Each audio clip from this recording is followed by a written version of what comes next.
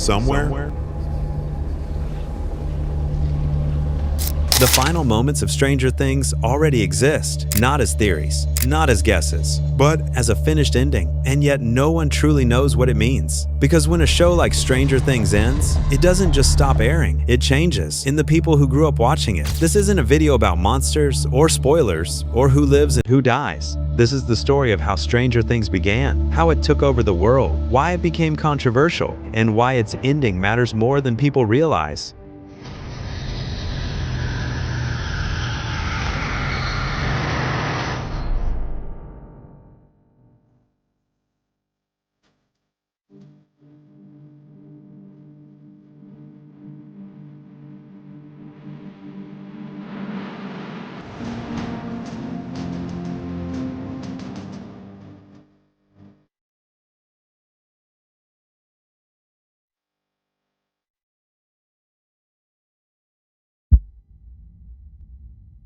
In 2016, Stranger Things wasn't meant to be a phenomenon. Netflix released it quietly, no massive marketing push, no famous cast, no guarantees. At its core, the story was simple: a small town,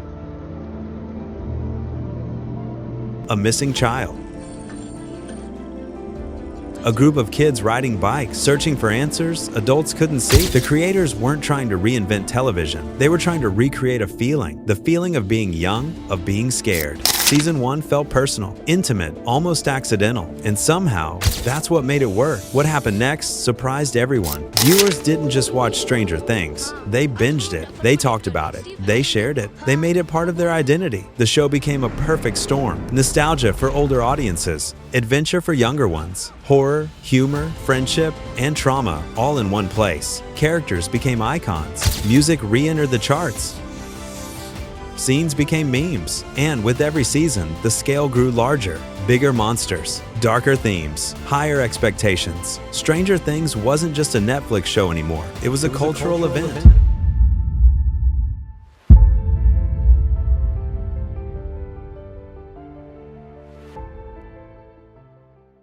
But success comes with consequences. As the show grew, criticism followed. Some fans said it relied too heavily on nostalgia. Others felt the story was becoming repetitive. Some questioned whether it should have ended earlier.